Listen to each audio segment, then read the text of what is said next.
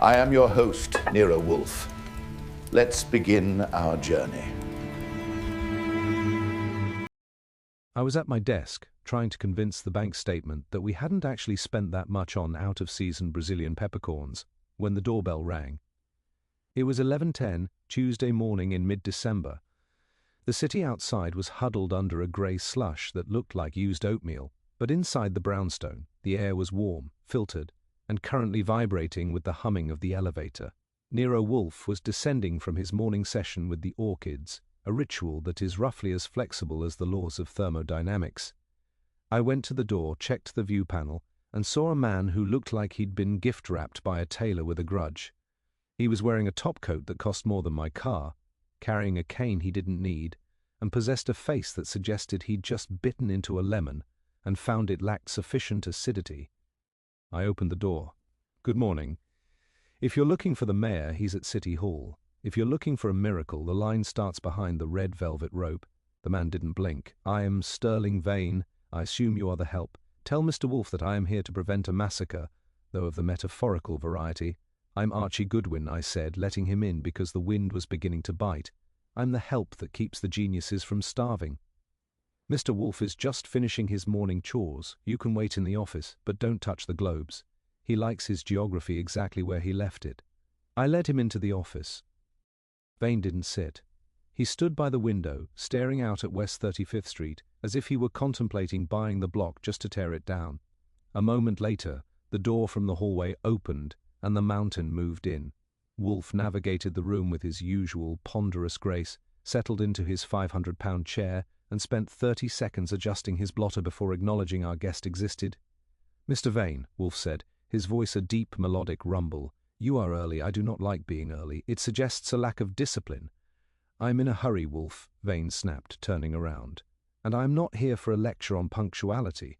I'm president of the Gotham Culinary Society. On Thursday night, we hold our annual holiday banquet. It is the country's most prestigious dinner. And someone is going to use it to destroy me." Wolfe leaned back, his interlaced fingers resting on his center of gravity. "A dinner. If you want a menu, talk to Fritz. If you want a bodyguard, talk to the police. I am a private detective. It isn't a physical threat," Vane said, finally sitting in the red leather chair. He leaned forward.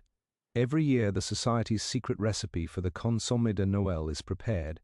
It is kept in a locked humidor in my private study. Yesterday I found the humidor open. The recipe was still there, but something else had been added to the box. A single dried sprig of monkshood." Wolfe's eyelids flickered. It was the equivalent of another man jumping out of his skin, monkshood, a charmingly literal threat. "A carnitum. It's more than a threat," Vane said. "It's a message. The person who left it knows that I've been skimming the Society's endowment to cover my losses in the shipping lanes. They're telling me that if I don't resign before the first course is served on Thursday, they'll release the proof to the board. And they'll do it by poisoning the reputation of the Society itself." Wolfe poured a glass of beer from the tray Fritz had brought in, watching the foam with the intensity of a surgeon. "You are an embezzler, Mr. Vane. You are asking me to protect a thief from a blackmailer.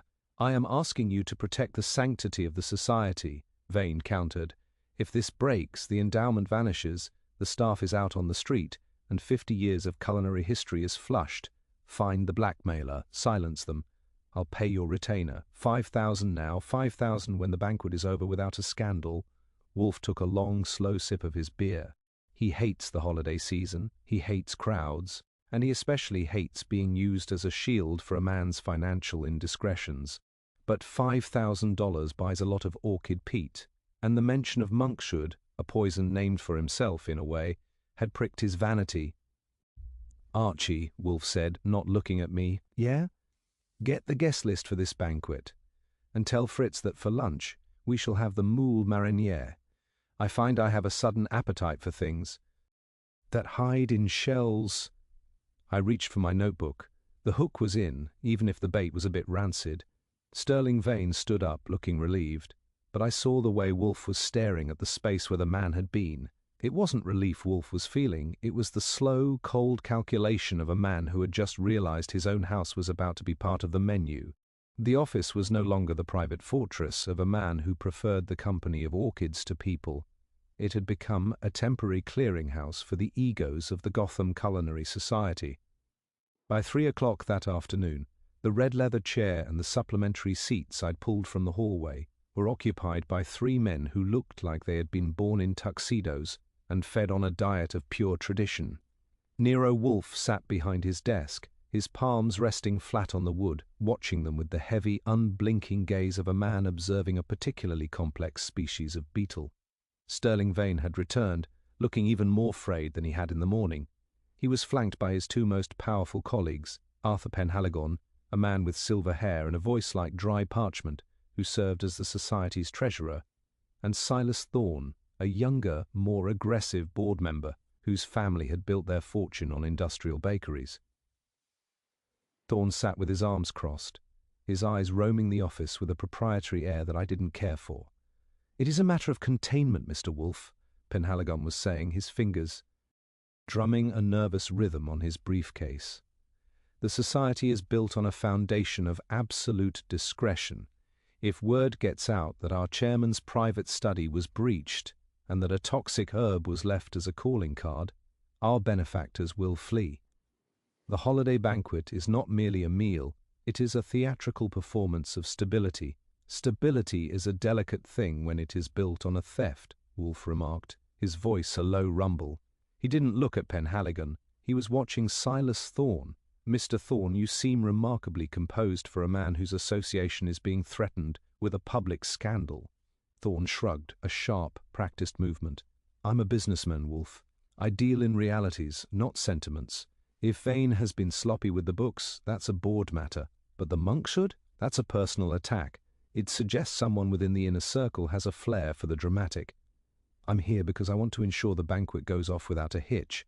My family's name is on the dessert course this year, and your name is also on the list of people who knew the combination to the humidor," I put in, leaning against my desk. I had the Society's bylaws open in front of me. "According to the charter, the 3 of you, Vane, Penhaligon and Thorne, are the only ones with the codes to the chairman's private vault. It's a short list for a big secret. The codes are changed monthly," Vane snapped, "and I changed them myself 3 days ago. Whoever got in didn't use a crowbar. They used a key I didn't know existed." Wolfe shifted his weight, and the chair gave its customary groan of protest. He had traded his beer for a small glass of water, which usually meant he was preparing to be particularly difficult. "A key, or a familiarity with the chairman's habits that borders on the intimate. Mr. Penhaligon, as treasurer, you have been remarkably quiet about Mr. Vane's creative accounting. Did you notice the discrepancies, or were you looking the other way?" Penhaligon's face went a shade of grey that matched the slush outside. I have always trusted Sterling's leadership. The Society's accounts are complex. If there were errors, I assumed they were administrative." "Administrative," Wolfe repeated, the word tasting like copper in his mouth. "A convenient shroud for many sins. And you, Mr. Thorne? You have been pushing for a merger with a national hospitality conglomerate. A scandal involving the current chairman would certainly clear the path for your ambitions, would it not?" Thorne stood up, his eyes narrowing. "I didn't come here to be interrogated by a man who hasn't left his zip code in a decade. We are paying you to find the blackmailer, not to audition for the role of prosecutor. If you can't do the job, we'll find someone who can." "You have already found someone who can," Wolfe said, his voice dropping into a register of cold authority that made the room go silent. "But I do not work for the Society. I work for the truth, and current. Sully, the truth is that one of you is a thief, one of you is a liar, and one of you is a coward. I have yet to determine which role belongs to whom. Archie, see the gentlemen to the door. I have no further use for their presence this afternoon." I led them out, enjoying the way Thorne's jaw was working, and the way Vane's hands were shaking as he reached for his hat. When the front door clicked shut, the brownstone felt twice as large and 10 times as quiet. I went back into the office. Wolfe was staring at the space where Vane had been sitting. "Well?" I asked. "Are we taking the case, or did you just want to see how many high-priced suits you could offend in 20 minutes? "The case is already taken, Archie," Wolfe said, his eyes half closing. The monkshood was not merely a threat, it was a signature. It was chosen because of its name, Wolfsbane. Whoever left it knows me, or at least knows my reputation. They are not just blackmailing Vane, they are inviting me to the table. It is a challenge of the highest order. A challenge, I muttered, grabbing my coat. Great. Every time someone wants to play chess with you, I'm the one who has to walk through the snow. Where do you want me to start? With the cook, Wolfe said, picking up his book. Vane mentioned the consomme de Noël. A woman named Madame Genevieve prepares it. She has been with the society for 30 years. If anyone knows the private geography of that kitchen and the men who frequent it, it is she. Go, Archie, and do not be late for dinner. Fritz is preparing a fricandeau of veal, and I will not have the evening ruined by a preoccupation with poisoners.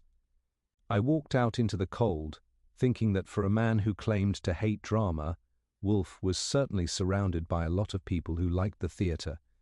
I hailed a cab and gave the driver the address of the Gotham Culinary Society, wondering if Madame Genevieve's consommé was as clear as Wolfe's logic, or if it was as murky as the motives of the men I'd just shown to the door. The Gotham Culinary Society was housed in a limestone mansion on East 62nd Street that looked like it had been designed by someone who thought the French Revolution had been a minor clerical error. The air inside didn't just smell like food, it smelled like the history of food, heavy with the ghosts of clarified butter, expensive sherry, and the kind of quiet arrogance that only comes with a century of exclusive membership.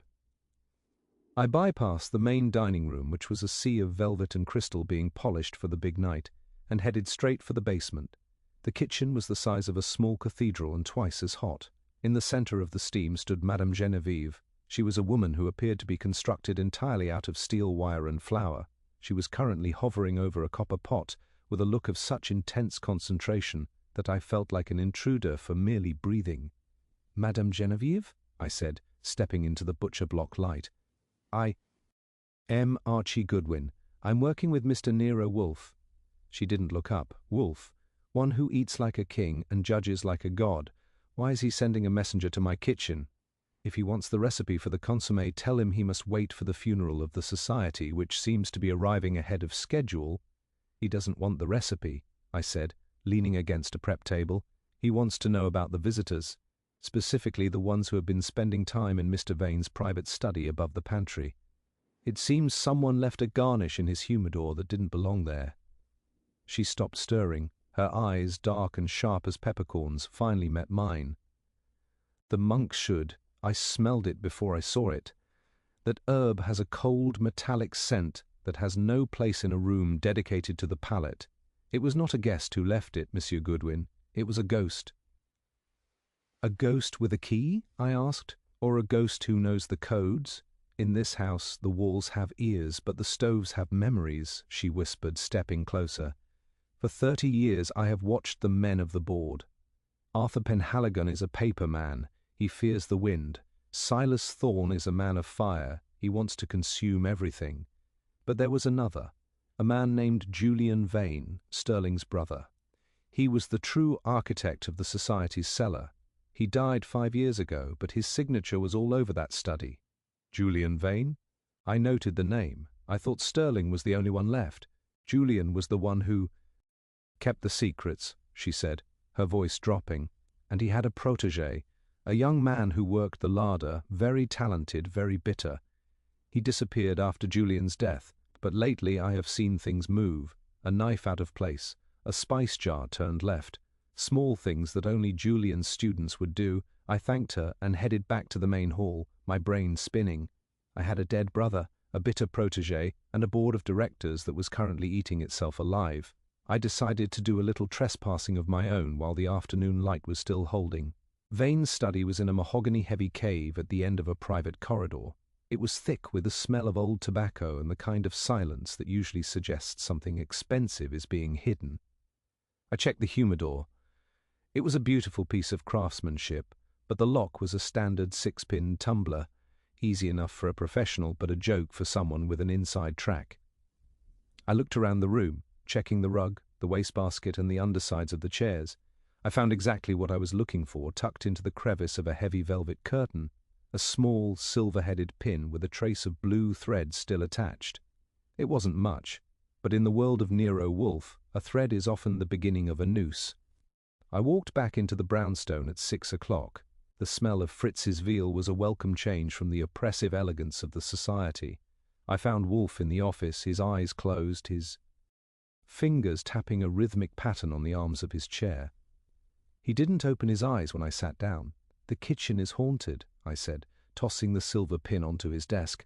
"According to Madame Genevieve, there's a protégé of a dead Vane brother lurking in the pantry, and I found this in the study. Blue thread. Does that mean anything to a man who spends his life in a yellow vest?" Wolfe opened one eye and looked at the pin. Blue thread, color the society's gala livery. It suggests the intruder was not a guest, but someone dressed to blend into the scenery. A waiter, a valet, or perhaps someone who has been wearing the uniform so long they have forgotten they can take it off.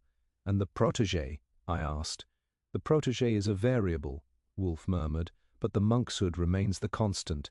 It is nerve poison, Archie. It does not just kill, it paralyzes, which is exactly what is happening to Mr. Vane's board.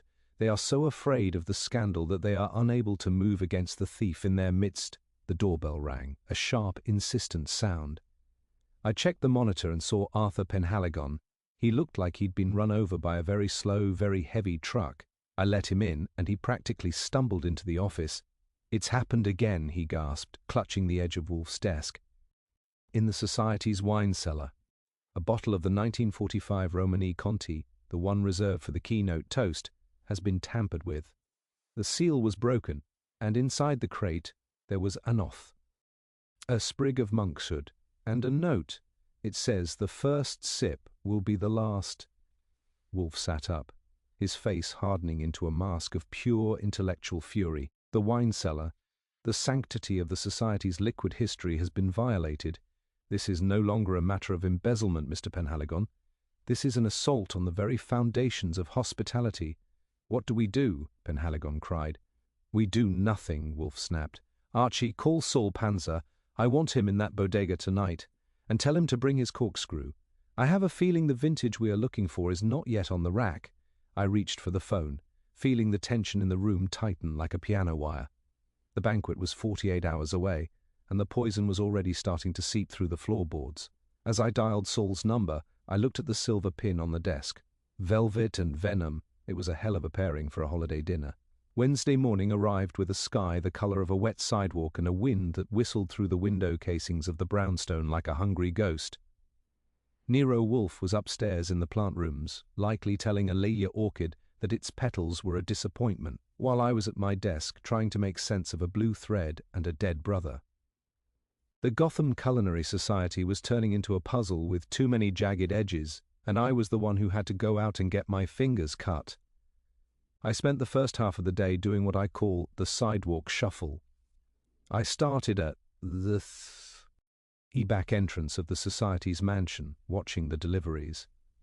A man can learn a lot by seeing who brings the eggs and who hauls away the trash. I spotted the livery service truck, a high-end outfit that handled the uniforms for the society's staff. I followed the driver to their warehouse in Long Island City, where I spent 20 minutes and a $10 bill convincing a clerk to let me look at the repair logs. "Blue thread," I said, leaning over the counter. "I'm looking for a jacket that has lost a silver pin and some lining. Probably a waiter's coat, extra long in the sleeves." The clerk chewed a toothpick and flipped through a grease-stained ledger. "Yeah, we had a rush order on a jacket 2 days ago. Picked up by a private messenger, not the usual society driver, a guy named Thomas. Said he was the new larder assistant." Thomas. The name Madame Genevieve had mentioned, the bitter protégé of the late Julian Vane. I had a name, but in a city of 8 million people, a first name is about as useful as a chocolate teapot. I headed back to Manhattan and spent the next 3 hours at a small, dusty bar near the waterfront where the society's service staff was known to congregate after their shifts.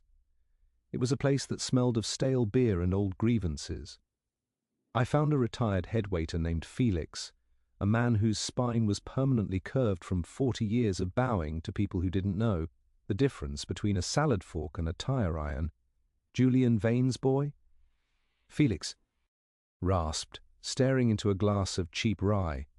"You mean Thomas Thorne, no relation to the industrialist on the board, though he liked to pretend there was. He was Julian's shadow. When Julian died, Thomas expected to be brought into the front of the house. Instead, Sterling Vane fired him for aesthetic inconsistencies. That's rich, coming from a man who skims the soup. Thomas Thorne, I repeated. Where is he now? He's nowhere and everywhere, Felix said with a cynical grin. He's been working the high-end temp circuit. Private parties, gallery openings. He knows how to blend velvet. If he's got a grudge against Sterling, he's got the keys to the kingdom. He spent 5 years memorizing every shortcut in that mansion while he was apprenticing under Julian. I thanked him and headed for a phone booth. I called Saul Panzer, who was currently playing the role of a night watchman in the Society's wine cellar. Saul, I've got a name. Thomas Thorne. He's a temp waiter with a chip on his shoulder the size of a ham. Keep an eye out for anyone who looks like he knows where the light switches are. And Saul, check the basement vents. If he's as good as they say, he isn't walking through the front door.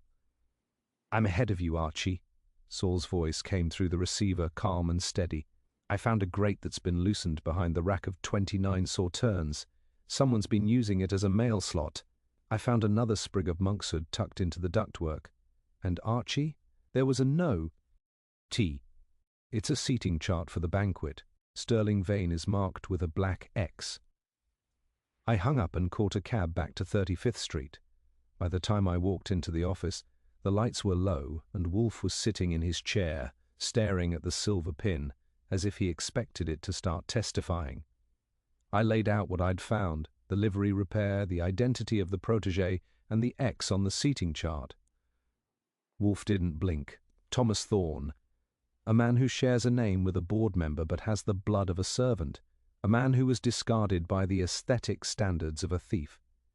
It is a classic recipe for retribution, Archie, but it is too simple. Simple? I asked, sitting at my desk. The guy is literally leaving his name in the ducks. He's got the motive, the access, and the thread. What more do you want? A signed confession, a sample of the poison? I want the logic to hold, Wolfe murmured. If Thomas Thorne is the blackmailer, why would he leave a thread in the study?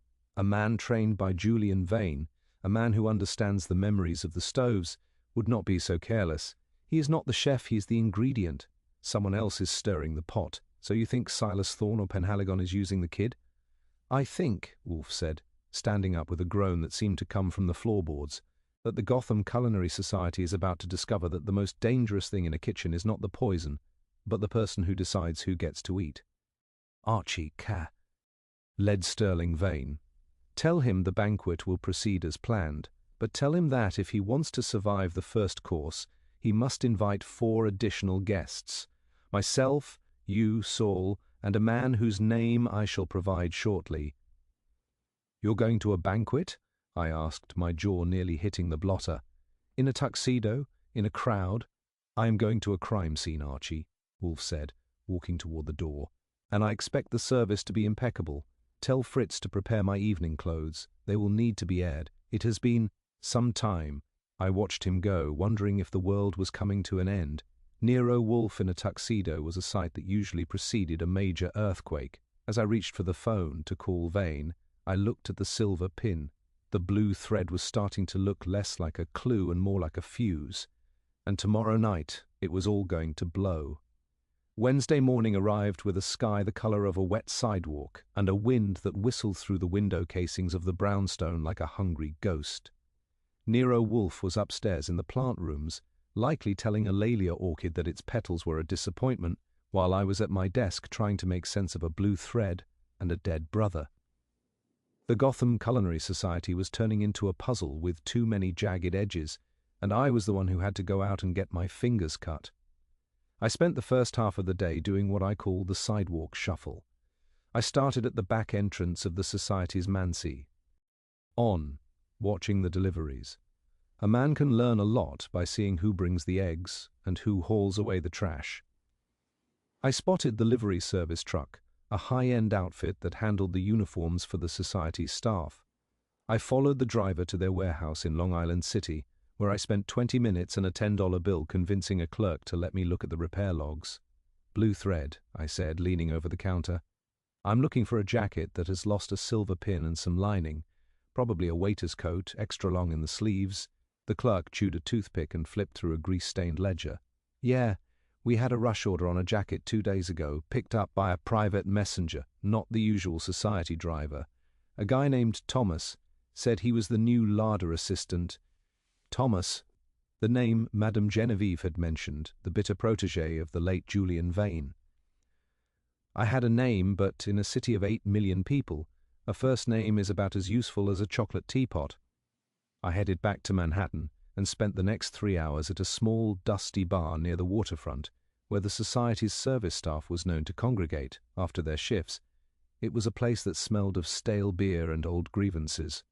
I found a retired headwaiter named Felix, a man whose spine was permanently curved from 40 years of bowing to people who didn't know the difference between a salad fork and a tire iron. "Julian Vane's boy?" Felix rasped, staring into a glass of cheap rye. "You mean Thomas Thorne? No relation to the industrialist on the board, though he liked to pretend there was. He was Julian's shadow. When Julian died, Thomas expected to be brought into the front of the house. Instead, Sterling Vane fired him for aesthetic inconsistencies. That's rich, coming from a man who skims the soup. Thomas Thorne, I repeated. Where is he now? He's nowhere and everywhere, Felix said with a cynical grin. He's been working the high-end temp circuit. Private parties, gallery openings. He knows how to blend in velvet. If he's got a grudge against Sterling, he's got the keys to the kingdom. He spent 5 years memorizing every shortcut in that mansion while he was apprenticing under Julian. I thanked him and headed for a phone booth. I called Saul Panzer, who was currently playing the role of a night watchman in the society's wine cellar. "Saul, I've got a name, Thomas Thorne. He's a temp waiter with a chip on his shoulder the size of a ham. Keep an eye out for anyone who looks like he knows where the light switches are. And Saul, check the basement vents. If he's as good as they say, he isn't walking through the front door." "I'm ahead of you, Archie," Saul's voice came through the receiver, calm and steady. "I found a grate that's been loosened behind the rack of 29 sauternes. Someone's been using it as a mail slot. I found another sprig of monkshood tucked into the ductwork. And Archie, there was a note. It's a seating chart for the Banquet. Sterling Vane is marked with a black X. I hung up and caught a cab back to 35th Street. By the time I walked into the office, the lights were low, and Wolfe was sitting in his chair staring at the silver pin as if he expected it to start testifying. I laid out what I'd found, the livery repair, the identity of the protégé, and the X on the seating chart. Wolfe didn't blink. Thomas Thorne. A man who shares a name with a board member but has the blood of a servant. A man who was discarded by the aesthetic standards of a thief. It is a classic recipe for retribution, Archie. But it is too simple. Simple? I asked, sitting at my desk. The guy is literally leaving his name in the ducks. He's got the motive, the access, and the thread. What more do you want? A signed confession, a sample of the poison? I want the logic to hold, Wolfe murmured. If Thomas Thorne is the blackmailer, why would he leave a thread in the study? A man trained by Julian Vane, a man who understands the memories of the stoves, would not be so careless. He is not the chef, he is the ingredient. Someone else is stirring the pot. So you think Silas Thorne or Penhaligon is using the kid? I think, Wolfe said, standing up with a groan that seemed to come from the floorboards, that the Gotham Culinary Society is about to discover that the most dangerous thing in a kitchen is not the poison, but the person who decides who gets to eat. Archie called Sterling Vane. Tell him the Banquet will proceed as planned. But tell him that if he wants to survive the first course, he must invite 4 additional guests. Myself, you, Saul, and a man whose name I shall provide shortly. You're going to a banquet? I asked, my jaw nearly hitting the blotter. In a tuxedo? In a crowd? I am going to a crime scene, Archie, Wolfe said, walking toward the door, and I expect the service to be impeccable. Tell Fritz to prepare my evening clothes. They will need to be aired.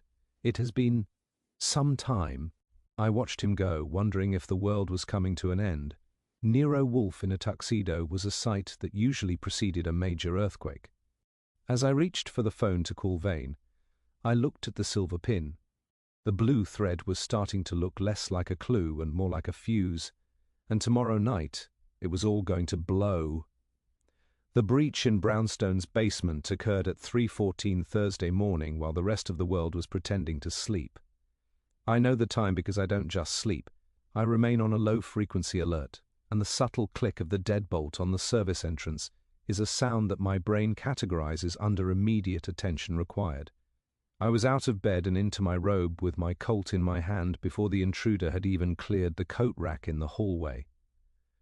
I didn't turn on the lights. I know the geography of the brownstone better than I know the back of my own hand, and I navigated the stairs like a shadow. I expected a professional, maybe Thomas, to Horn coming to reclaim his silver pin, but what I found in the kitchen was far more disturbing. The service door was standing open, letting in a draft of freezing New York air, and standing in the center of the room was Madame Genevieve. She wasn't stealing anything. She was staring at the herb locker with an expression that made my skin crawl. "Madam," I said, my voice low and steady, "it's a little early for cooking, and we usually prefer people to use the bell." She didn't jump. She turned slowly, her face pale in the moonlight filtering through the window. "Monsieur Goodwin, I had to come. The wine cellar, it was not enough for them. Tonight they came for the salt." "Who came for the salt?" I asked, lowering the gun, but not putting it away. "The ones who want the society to bleed," she whispered. "I found a packet in my locker tonight.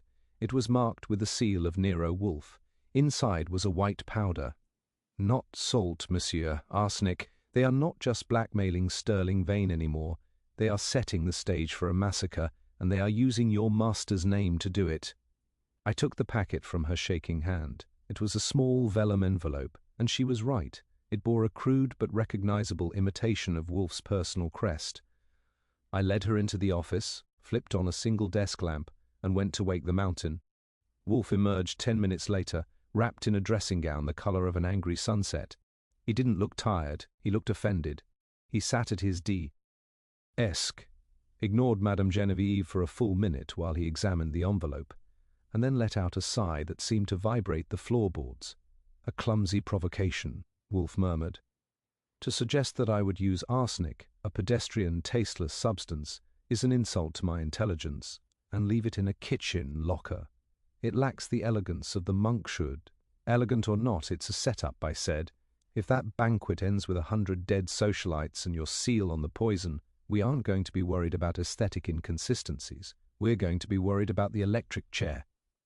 Wolfe looked at Madame Genevieve.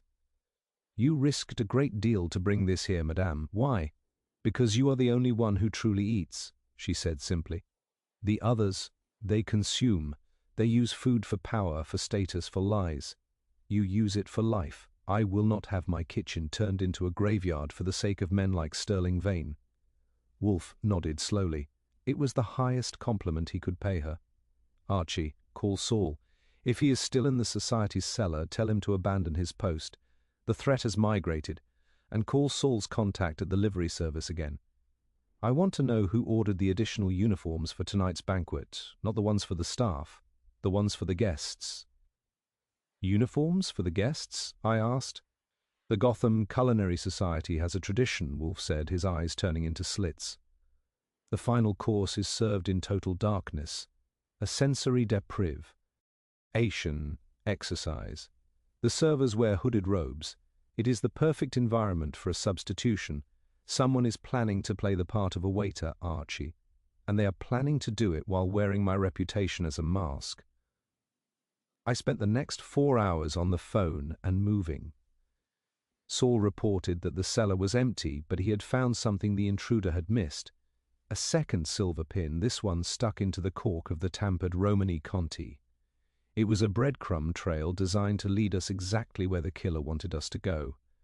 By 8 a.m., I had the information from the livery. 3 hooded robes had been delivered to a private address in Chelsea, the residence of Arthur Penhaligon. The man of paper was starting to look like he had some very sharp edges, but when I checked the address, the apartment was empty and the neighbor said Mr. Penhaligon hadn't been home in 2 days. I returned to the brownstone to find Wolfe in the dining room, eating his breakfast in a silence so thick it was practically a solid. He didn't speak until he had finished his second egg. "The net is cast, Archie," he said, wiping his lips. "The blackmailer is no longer Thomas Thorne. He was the distraction, the bitter boy used to draw our eyes to the pantry. The architect of this discord is someone who understands that the only way to truly destroy a man like Sterling Vane is to destroy the thing he loves most, the society itself." "So we're still going to the banquet?" I asked. "We are going to..." "Oh, the banquet," Wolfe said, standing up. "But we are not guests. We are going as the jury. Tell Fritz to prepare the car. And Archie, make sure your colt is clean. I suspect the sensory deprivation course will be quite revealing." I watched him walk toward the elevator, his shoulders set with a grim purpose. Breaking the cellar and kitchen had turned a professional matter into a personal crusade. As I went to the gun cabinet, I looked at the vellum envelope on the desk. Arsenic and monkshood. It was a bitter menu. And tonight, we were going to find out who was footing the bill. The transition from the sanctuary of the brownstone to the cold, echoing marble of the Gotham Culinary Society was a journey from order into calculated chaos. By 6 o'clock Thursday night, the mansion was a hive of frantic activity. Florists were hauling in towering arrangements of winter lilies that smelled like a high-class funeral, and waiters in blue and gold livery were moving with the synchronized precision of a clockwork mechanism. I stood in the foyer, adjusting the silk lapels of my tuxedo and feeling the reassuring weight of my shoulder holster. Nero Wolfe was still in the car, waiting for the precise moment when his arrival would cause the maximum amount of friction. I had spent the last 2 hours doing a final sweep with Saul Panzer.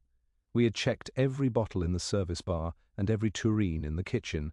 Madame Genevieve was there, her face a mask of grim determination as she personally oversaw the simmering of the consommé de Noël. She didn't speak to me, but she handed me a small piece of folded parchment she had found tucked into the knife rack. It was a list of names, and Sterling Vane's was on top, followed by Arthur Penhaligon. Silas Thorne's name had been crossed with a single violent stroke of black ink. "The architect is already in the house," I whispered to Saul as we met near the service elevator. "He's not coming for the money anymore. He's coming to finish the poem." "I've got eyes on Penhaligon," Saul replied, leaning against the wood paneling. "He's in the library, drinking heavily. He looks like a man who's waiting for a curtain to fall. But Thorne is the one that worries me, Archie. He's been in the kitchen 3 times, checking the temperature of the ovens. He's acting like he owns the place, even with the scandal hanging over Vane's head." The front doors swung open, and the mountain arrived. Nero Wolfe stepped into the foyer, looking like a displaced emperor in his custom-tailored evening clothes. He didn't look at the crystal chandeliers or the sea of velvet. He looked at the staff. His eyes raked over the waiters, searching for the aesthetic inconsistency that would reveal Thomas Thorne. He found nothing but perfection, which in Wolfe's world is often the most suspicious thing of all. Sterling Vane hurried toward us, his face the color of bad parchment. "Wolfe, thank God. The board is meeting in the private dining room. Re's been another note. It was pinned to the keynote speaker's podium. It says, 'The final settlement is due before the lights come back on.'" Wolfe ignored the panic and steered Vane toward a quiet corner. "The settlement is already being paid, Mr. Vane. Your reputation is the currency. Now take us to the private dining room. I wish to speak with Mr. Penhaligon and Mr. Thorne before the other guests arrive. And bring the note." We moved into the inner sanctum, a room draped in heavy crimson drapes and lit by a single massive silver candelabra. Arthur Penhaligon was there, clutching a glass of sherry with both hands. Silas Thorne stood by the fireplace, looking into the flames with a cold, predatory smile. The tension in the room was so thick you could have served it on a platter. "Gentlemen," Wolfe began, his voice a low, resonant rumble that seemed to still the flickering candles. "We are here to discuss a matter of poisonous intent. Not merely the monkshood in the humidor or the arsenic in the kitchen, but the poison of ambition that has turned this society into a cage. Mr. Penhaligon, you have been remarkably agile for a man of paper. Your apartment is empty, your robes have been delivered, and your ledger is currently in the hands of a man I trust.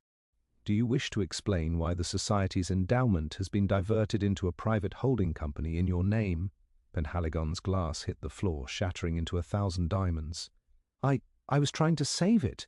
Vine was bleeding us dry. I had to protect the assets. By stealing them?" Thorne laughed, stepping away from the fire. "How noble of you, Arthur. I suppose the blackmail was your idea too. A way to force Sterling out so you could restructure the society into your own private club." The blackmail was a collaborative effort, Wolfe interrupted, his eyes shifting to Thorne. But the monkshood was a personal touch. It was a signature that pointed to a ghost, Thomas Thorne. Your cousin, Silas, the boy you helped Sterling Vane discard 5 years ago, so there would be no rival for your family's industrial bakery contracts. You used Thomas to plant the herbs and the notes, promising him a return to the society he loved, while all the time you intended to use the scandal to force a merger that would make you a millionaire 10 times over. Thorne's smile didn't falter. An interesting theory, Wolfe, but where is your proof? Thomas is gone. The robes are just fabric, and the banquet is starting in 5 minutes. Unless you plan to stop 100 of the city's most influential people from eating their dinner, I suggest you take your seat and keep your mouth shut. Wolfe didn't answer. He looked at the clock on the mantel. The proof, Mr. Thorne, is not in the library or the cellar. It is a sensory deprivation course. You see, when the lights go out, a man's true nature is often revealed by what he reaches for in the dark. Archie, the doors. It is time for the guests to enter. The architect H. has finished his work, and now the jury must take their places. As the first guests began to filter into the main hall, I looked at the 3 men on the board. They were all trapped in a web of their own making, and the first course hadn't even been served. The banquet was no longer a celebration, it was a trap, and Nero Wolfe was the one holding the trigger. The main banquet hall was a cavern of shimmering gold and flickering candlelight, a cathedral dedicated to the worship of the palate. 100 of New York's most influential figures sat at long mahogany tables, their voices a low, cultured hum that masked the jagged nerves of the men at the head table. Nero Wolfe sat in a reinforced chair at the center of the dais, a mountain of black silk and white linen, looking out over the assembly with the detached air of a judge, watching a play he had already reviewed. I was positioned 10 feet behind him, my back to a velvet curtain, watching the shadows for any movement that didn't belong to the choreography of the service. Sterling Vane, Arthur Penhaligon, and Silas Thorne sat in a row to Wolfe's left. They were the 3 pillars of the society, but tonight they looked like 3 men waiting for a trapdoor to open. The consommé de Noël had been served and cleared without incident, but the tension in the room hadn't dissipated, it had merely condensed. "The theatre of the meal," Wolfe murmured, loud enough only for the board members and myself to hear. "It provides such a comf." Audible mask for the predatory heart. Do you disagree, Mr. Thorne? You have built a fortune on the mass production of bread, yet you seek the singular prestige of a secret recipe, a contradiction that usually ends in indigestion. Thorne didn't look at him. He was staring at the waiters, who were now preparing the room for the sensory deprivation course. The chandeliers were being dimmed by degrees, the golden light receding like a tide, leaving only the tiny pinprick flames of the table candles. This was the tradition, the final savory course served in absolute darkness, delivered by hooded servers to ensure the guests focused entirely on the flavor and the scent. "It is time," Penhaligon whispered, his voice cracking. "The lights. We shouldn't do it. Not tonight." "On the contrary," Wolfe said, his voice a smooth, cold chime in the deepening gloom. "Tonight is the only night it matters.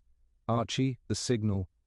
I stepped to the side of the room and gave a short, sharp nod to Saul Panzer, who was stationed near the main fuse box. A second later the room plunged into total, suffocating darkness. The low hum of conversation vanished instantly, replaced by the collective intake of 100 breaths. In the silence, the sound of the service doors opening was like the cocking of a pistol. Through my specialized goggles, a little piece of insurance I'd picked up from a contact at the Navy Yard, the room turned into a ghostly green landscape. I saw the hooded servers emerge, 20 of them, moving with absolute silence in their heavy robes. They fanned out across the room, each carrying a silver cloche, but there was a 21st figure. He didn't come from the kitchen. He emerged from the shadows of the library balcony, moving toward the head table with a precision that suggested he didn't need light to find his target. "Thomas Thorne," I whispered into the lapel microphone, connected to Wolfe's hearing aid. "He's at the dais." Moving behind Sterling Vane, the figure reached the chairman's chair. I saw a hand emerge from the heavy blue sleeve of the robe, a hand holding a small, silver-headed pin and a sprig of the dark, twisted monkshood. But as he leaned forward to plant the final signature of his revenge, Wolfe's hand shot out with a speed that belied his bulk. He didn't grab the man, he grabbed the cloche on the table and slammed it down over the intruder's hand, trapping the poison and the evidence against the mahogany. "Lights," Wolfe barked. The chandeliers erupted into blinding brilliance. Guests gasped, squinting at the sudden glare. On the dais, the hooded figure struggled, but I was over the table in a second, my Colt leveled at his chest. I reached up and ripped the hood away. It was Thomas Thorne, the bitter protégé, his face a contorted mask of fury. But he wasn't looking at Wolfe. He was looking at Silas Thorne. "You said he'd be dead," Thomas screamed, his voice echoing through the silent hall. "You said the soup was the way. You used me, Oh, get the keys. You used me to plant the notes. And now you're sitting there like a king." Silas Thorne stood up, his face a mask of white marble. "I don't know this man. He's a lunatic, a discarded servant. He is your cousin, Silas," Wolfe said, his voice filling the room with the weight of a physical blow, "and he is the only witness who can describe how you orchestrated the embezzlement of the Society's funds through Arthur Penhaligon, using Thomas as your shadow to ensure the blame fell on Sterling Vane. You didn't want the Society to survive, you wanted it to fail so you could strip its assets for your industrial empire. The monkshood wasn't his idea, it was yours. A literary touch for a man you considered a puppet."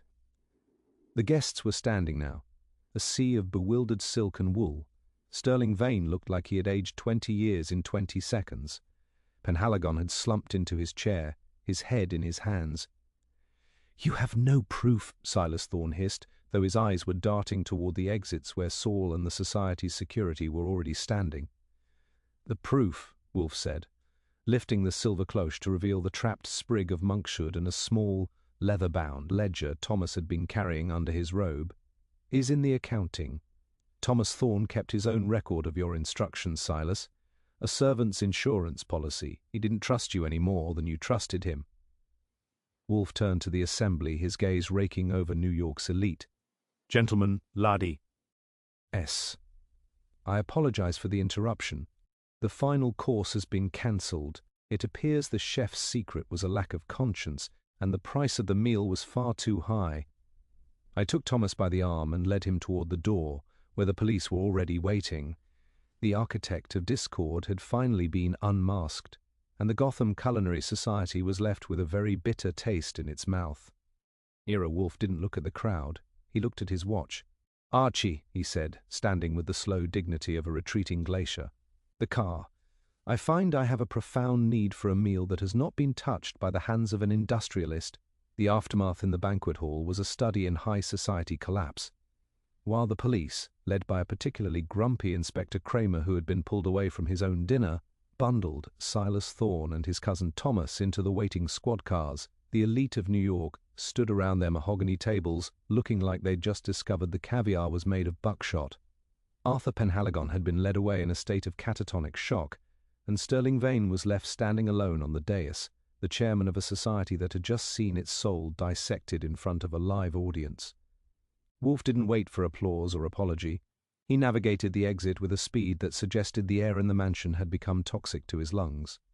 By the time I had settled the logistical details with Cramer and made sure Madame Genevieve was safely headed home, Wolfe was already in the back of the car, staring out at the mid-December slush with an expression of profound boredom.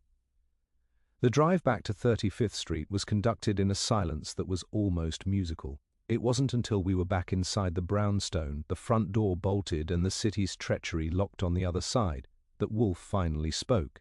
He shed his evening coat as if it were a suit of armor that had grown too heavy for the wearer. "Archie," he said, heading straight for the office. "Is the beer cold?" "Ice cold and waiting for a hero," I said, following him. "Though, if you're looking for a medal, I think Vane is too busy liquidating his assets to send one. We got the check, by the way." Cramer made sure the retainer was honored before the forensic accountants moved in. Wolfe settled into his chair, the 500-pound throne that was the only place in the world where he truly felt in control. He poured a glass of beer, watching the foam rise with the same intensity he'd used to unmask a killer. "The Gotham Culinary Society," Wolfe murmured, the name tasting like ash. A collection of men who believed that the prestige of a recipe could mask the rot of a soul. They treated hospitality as a weapon, Archie. It is a fundamental perversion of the human condition. Well, Silas Thorne is going to have a lot of time to think about his soul in Sing Sing, I said, sitting at my desk and opening the ledger. He was the one who really stirred the pot. Usen. Gee. The kid's resentment to frame Vane, all while Penhaligon was bleeding the endowment dry. It was a hell of a three-way stretch, Wolfe. How did you know the darkness would be the trigger? Because a man like Silas Thorne cannot resist the theatre of his own superiority, Wolfe responded. He needed to be there. He needed to witness the moment of Sterling Vane's public destruction.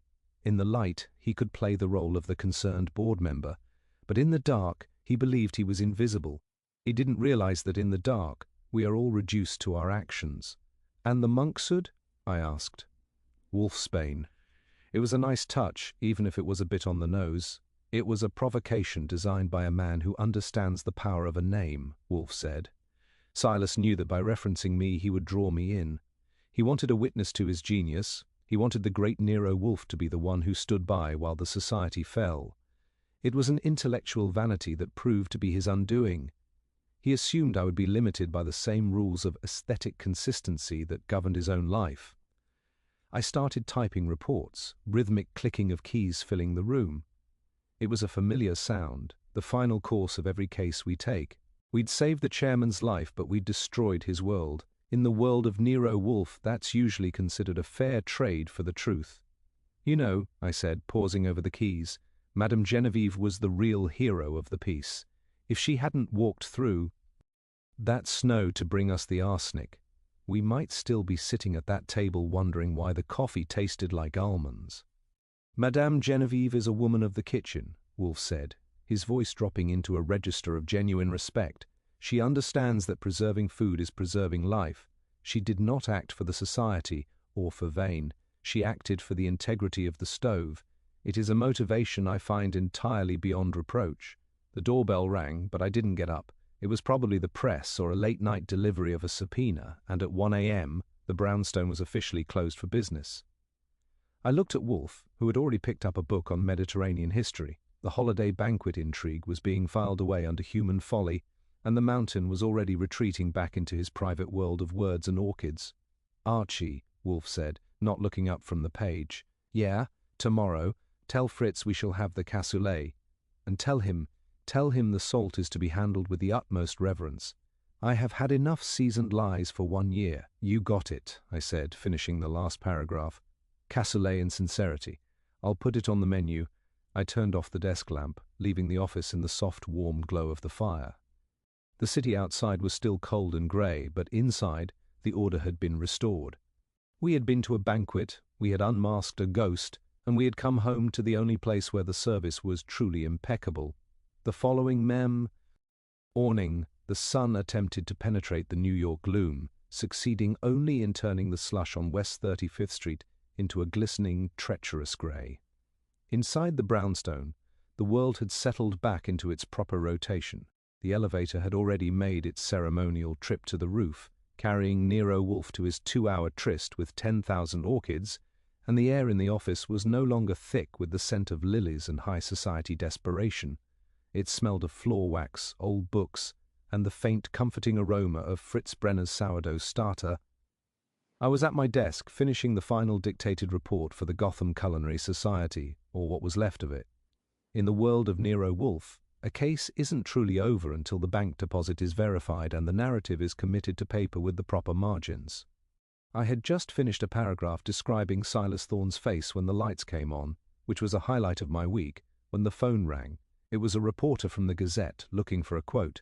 I told him that Mr. Wolfe was currently engaged in a deep-seated philosophical discussion with a dendrobium, and that my only comment was that the soup had been excellent until the politics arrived. At 11 o'clock sharp, the elevator hummed, and the master of the house emerged. He didn't look like a man who had spent the previous evening unmasking an embezzler and a poisoner. He looked like a man who was deeply concerned about a minor infestation of thrips. He navigated the room, settled into his 500-pound chair, and spent several minutes adjusting his blotter with the precision of a master mason. "Archie," Wolfe said, his voice a melodic rumble. Is the correspondence cleared? The desk is as clean as a whistle, I told him, spinning the final report around so he could see it. The check from the Society's trustees has cleared, despite the fact that their chairman is currently hiding in a sanitarium in Connecticut, and their treasurer is helping the district attorney with his spelling. We're officially paid in full for services rendered, including the tuxedo rental and the wear and tear on my nervous system. Wolfe made a sound of mild acknowledgement, a grunt that passed for a cheer in his lexicon. He poured a glass of beer, watching the foam rise to the rim with the same intensity he'd used to watch Thomas Thorne in the dark. The Gotham Culinary Society, Wolfe murmured, the name sounding like a heavy dish that hadn't quite agreed with him. They sought to institutionalize a passion, Archie. They believed that by creating a board of directors and a set of secret recipes, they could capture the essence of hospitality. They failed to realize that a committee cannot legislate sincerity. Well, Silas Thorne tried to legislate it with a sprig of monkshood, I said, and look where it got him. He's going to be eating out of a tin tray for the next decade. Do you think the Society will actually survive the scandal? Immaterial, Wolfe said, his eyes half closing. An institution that can be destroyed by the truth was already hollow. They traded the integrity of the kitchen for the prestige of the parlor. They forgot the fundamental lesson that Madame Genevieve understands instinctively, that the salt is the soul of the meal, and if the salt has lost its savor, the banquet is merely a funeral with better seating. Fritz appeared in the doorway, carrying a tray of snacks, tiny, perfectly formed watercress sandwiches. He looked at Wolfe, then at me, and I saw the tension that had been hanging over his shoulders since the violation of the kitchen finally dissipated. The herb locker was safe, the arsenic was in a police evidence locker, and the home's hierarchy was restored. The cassoulet for lunch, Mr. Wolfe, Fritz said, his voice brimming with professional pride. It is resting. I have used the beans from the batch you approved last month. Thank you, Fritz, Wolfe said, his voice dropping into a register of genuine respect. And the salt? It is handled with reverence, monsieur, Fritz said with a slight bow. As Fritz retreated to his domain, Wolfe took a slow sip of his beer. He looked out at the grey New York skyline and sighed, a sound of profound, mountain-like satisfaction. The holiday banquet intrigue was being filed away under human folly, and the mountain was already retreating back into his private world of words and orchids. You know, I said, leaning back and putting my feet up on the edge of the desk, a move Wolfe detests but tolerates when we've just closed a case. Silas Thorne was right about one thing. In the dark, people do show their true nature. He thought he was invisible, but he was the only one in the room who didn't realize that your eyes work better when the lights are off. His vanity was his blindfold, Wolfe remarked, picking up a book on the history of the Mediterranean. He assumed that because I do not frequent their ballrooms, I do not understand their motivations. He forgot that the same appetites that drive a man to a banquet drive him to a crime. It is merely a matter of what he is willing to pay for the privilege of the first course. I turned off the desk lamp, leaving the office in the soft, warm glow of the fire. The city outside was still cold and grey, but inside the order had been restored. We had been to a banquet, we had unmasked a ghost, and we had come home to the only place where the service was truly impeccable. Archie, Wolfe said, not looking up from his page, remind me to never accept a case involving a culinary society again. I find their lack of seasoning to be exhausting. You got it, I said, finishing the last paragraph of the report. I'll put it on the list right under blackmailers and people who like well-done steak.